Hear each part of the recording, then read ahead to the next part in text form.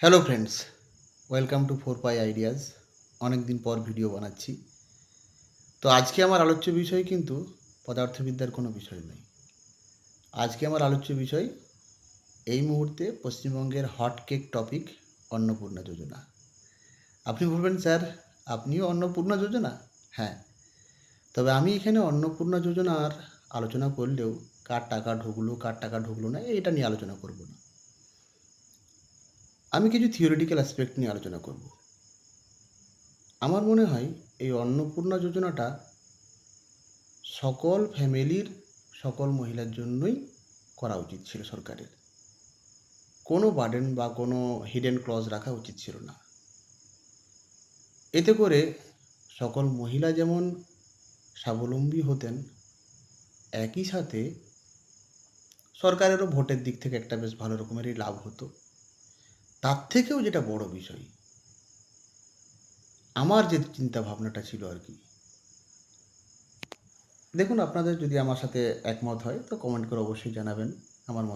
আমার মতামতটা আপনাদের কতটা যুক্তিগ্রাহ্য লাগছে আর কি। আমি বলতে চাইছি, অন্নপূর্ণা যোজনা সকলে পাক, কিন্তু সরকার বলুক, যেহেতু ফ্যামিলি লেভেল ডেটা এন্ট্রি হয়েছে তাহলে সবাইকার সব তথ্য এখানে আছে, সরকার বলুক যে 3,000 টাকার 2,000 টাকা আমি অ্যাকাউন্টে ক্রেডিট করব, এবং 1,000 টাকা আমি কেটে রাখছি আপনাদের হেলথ ইন্স্যুরেন্সের জন্য। তাহলে একটা ফ্যামিলিতে যদি একজন ভদ্রমহিলা থাকেন, তাহলে সেক্ষেত্রে তার কাছ থেকে 12,000 টাকা পাওয়া যাবে। দুজন থাকলে 24,000 টাকা।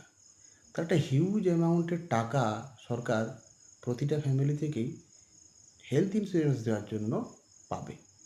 এবার এই যে টাকাটা সরকার পেল, এই টাকাটা দিয়ে সবাইকে ফ্যামিলি ইন্স্যুরেন্স করে দিল, হেলথ ইন্স্যুরেন্স।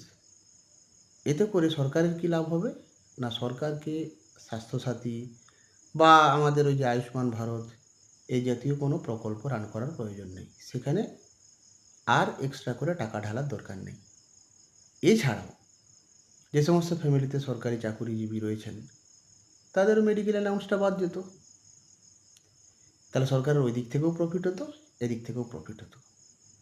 মাঝখান থেকে কী হতো, নারীরা তারা অর্থনৈতিকভাবে স্বাবলম্বী হতেন, এবং একই সাথে সরকারেরও বিভিন্ন প্রকল্প চালাবার যে বার্ডেনগুলো বা অর্থনৈতিক যে একটা বার্ডেন তৈরি হচ্ছে আর কি, সেটা থাকতো না।